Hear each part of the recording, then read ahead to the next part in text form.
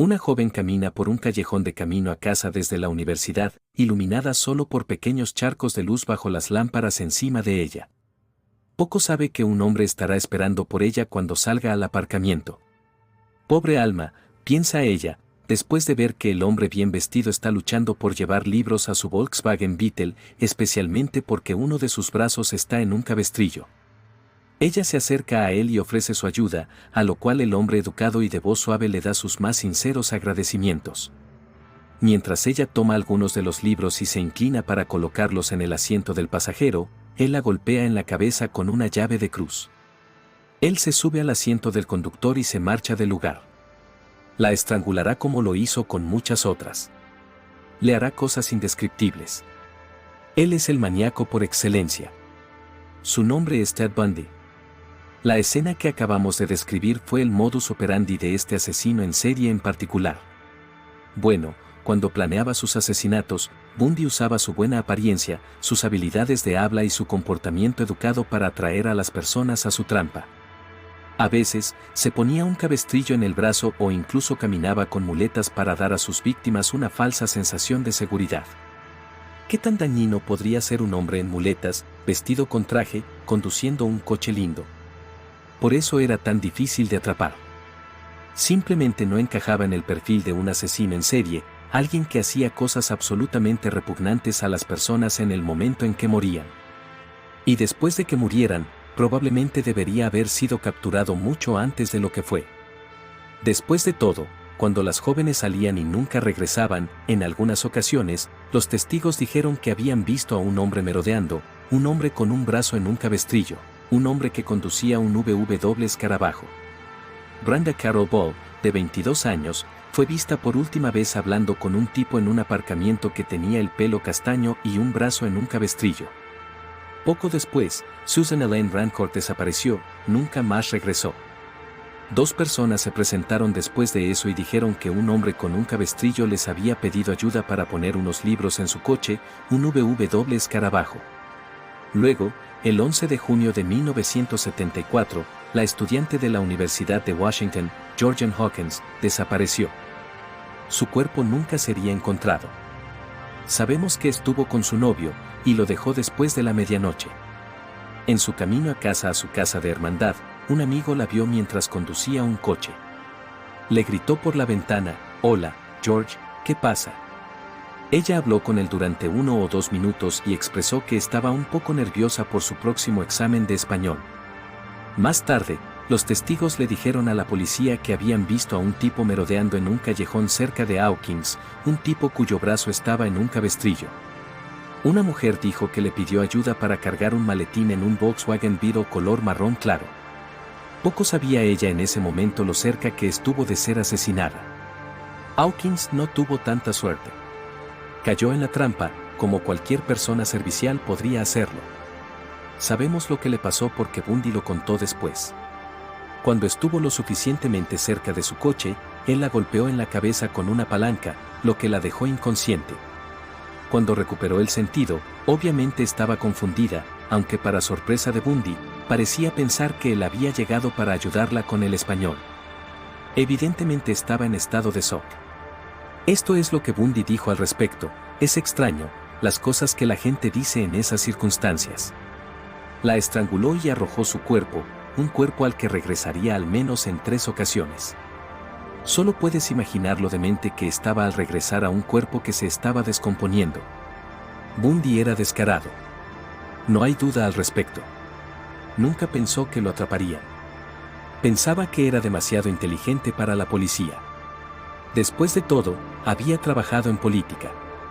Trabajó como asistente del director del Comité Asesor de Prevención del Crimen de Seattle, donde escribió un documento sobre la prevención de violaciones.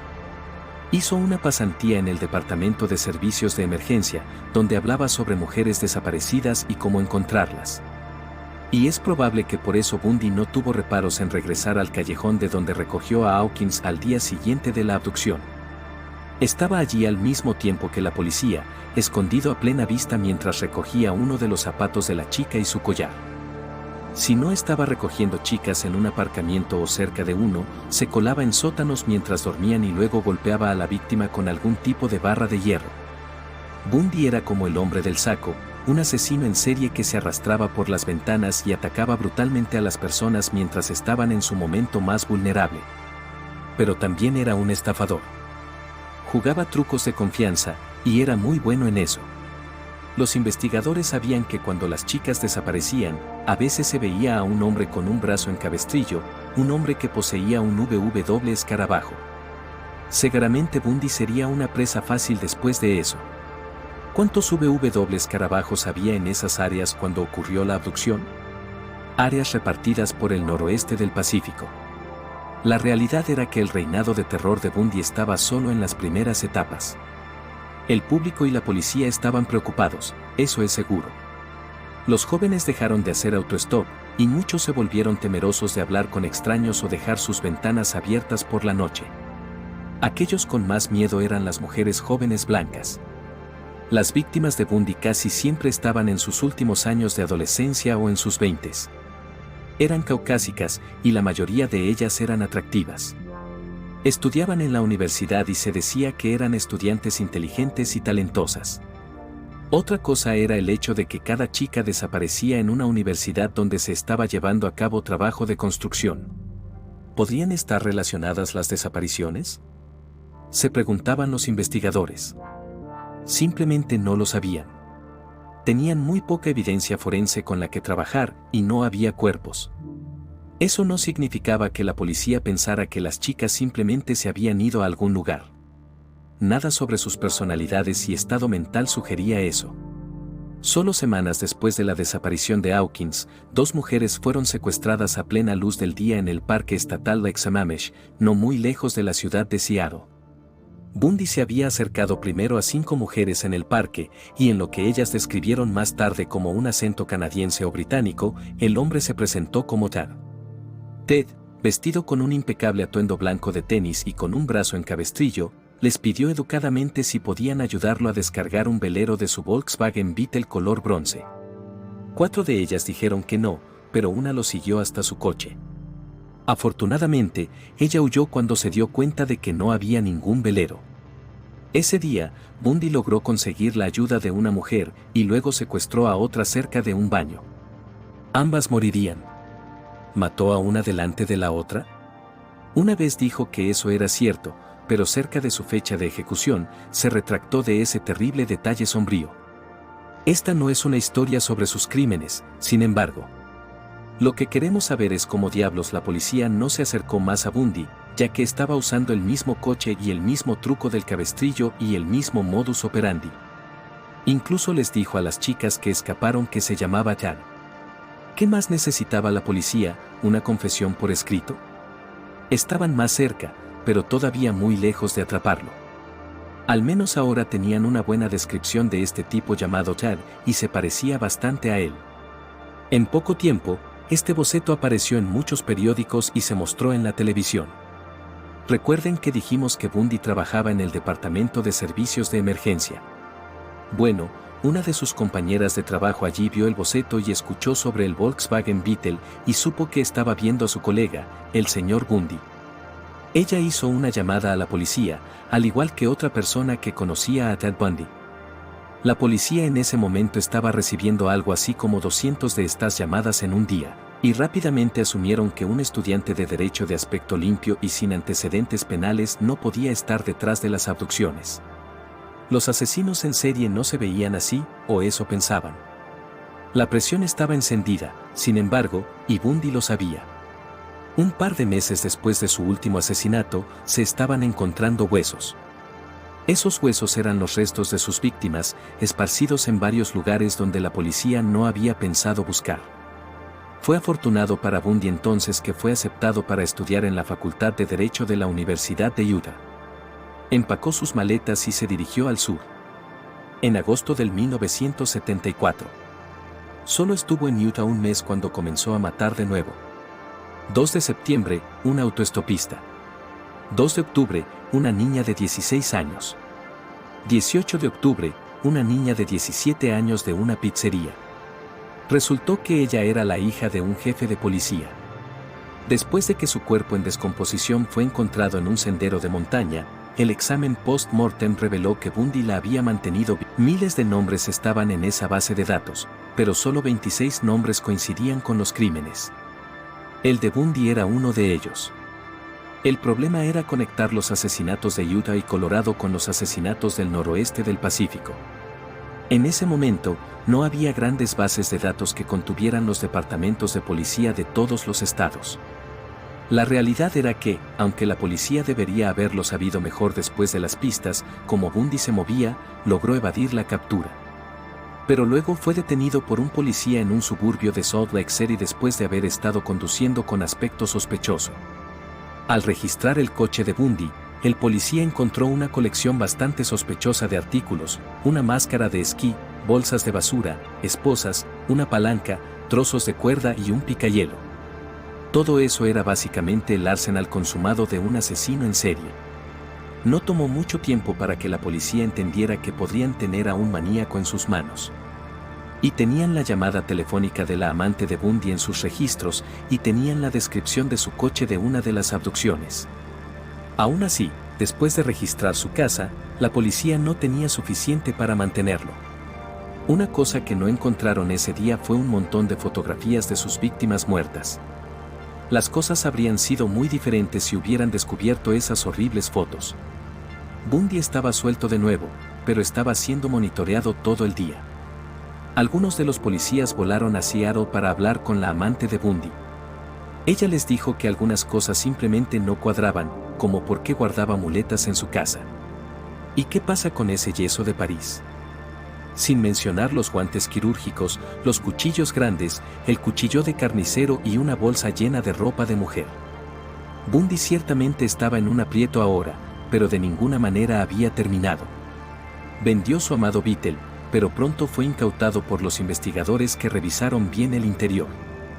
Lo que encontraron fueron mechones de cabello de mujeres, y esas mujeres muy probablemente eran víctimas de asesinato. La policía trajo a Bundy y lo pusieron en una rueda de reconocimiento, pero solo tenían suficiente evidencia para posiblemente llevarlo a juicio por secuestro agravado e intento de agresión criminal. Sus padres pagaron su fianza de $15,000 y se fue, una vez más, un hombre libre. Pero bajo una pesada vigilancia las 24 horas del día, de hecho vivió con su amante nuevamente mientras estaba en libertad bajo fianza, lo que debería haber sido un momento muy extraño para ella. En este punto, los principales investigadores de Utah, Washington y Colorado finalmente se reunieron y compartieron sus historias y qué evidencia tenían. Estaban bastante seguros de que tenían a un asesino en serie en sus manos y uno completamente depravado en eso. Antes de que pudieran atraparlo por asesinato, sin embargo, enfrentó un juicio por secuestro y asalto. Fue declarado culpable y sentenciado a 1 a 15 años en la prisión estatal de Utah. Mientras estaba allí, fue acusado de solo uno de los asesinatos. Bundy era un hombre desesperado en ese momento, probablemente sabiendo que sus crímenes, o la mayoría de ellos, lo alcanzarían y enfrentaría la pena de muerte. Eligió defenderse a sí mismo y, debido a eso, no tuvo que usar esposas ni grilletes en la corte. En una de esas apariciones en la corte, logró convencer a la corte de que necesitaba la biblioteca y saltó por una ventana. En realidad, sobrevivió durante 6 días alrededor del desierto de las montañas Aspen, pero finalmente fue detenido por la policía. El caso en su contra por ese asesinato en particular era en realidad bastante débil, pero parecía que Bundy creía que lo atraparían. Si lo atrapaban por ese caso, podrían seguir más casos. Durante un periodo de 6 meses, consiguió hacerse con un plano de la cárcel. Ahorró dinero después de que se lo pasaran de contrabando por visitantes y también consiguió una sierra para metales. El 30 de diciembre de 1977, Bundy llenó su cama con libros para que pareciera que estaba durmiendo. Luego atravesó el techo y entró en un apartamento. Allí se cambió a ropa de civil y luego salió caminando de la cárcel.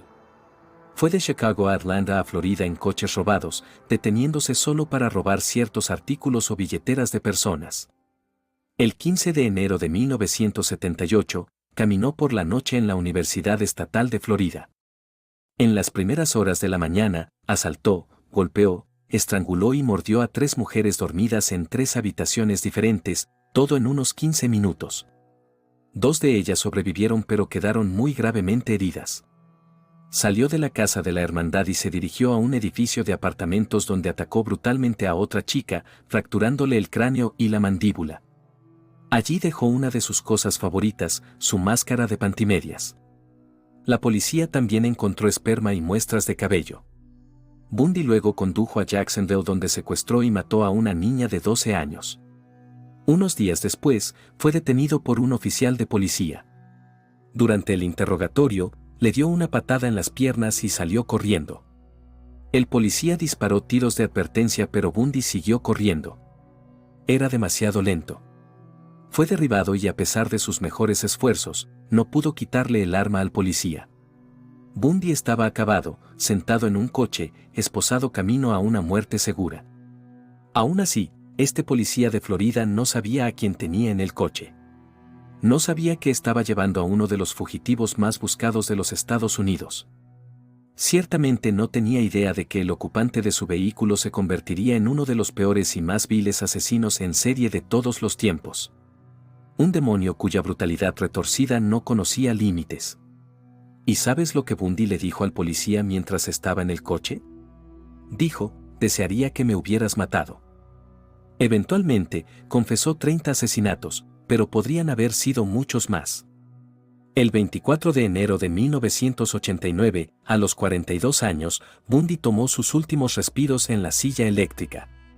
Sus últimas palabras fueron, me gustaría que le dieras mi amor a mi familia y amigos.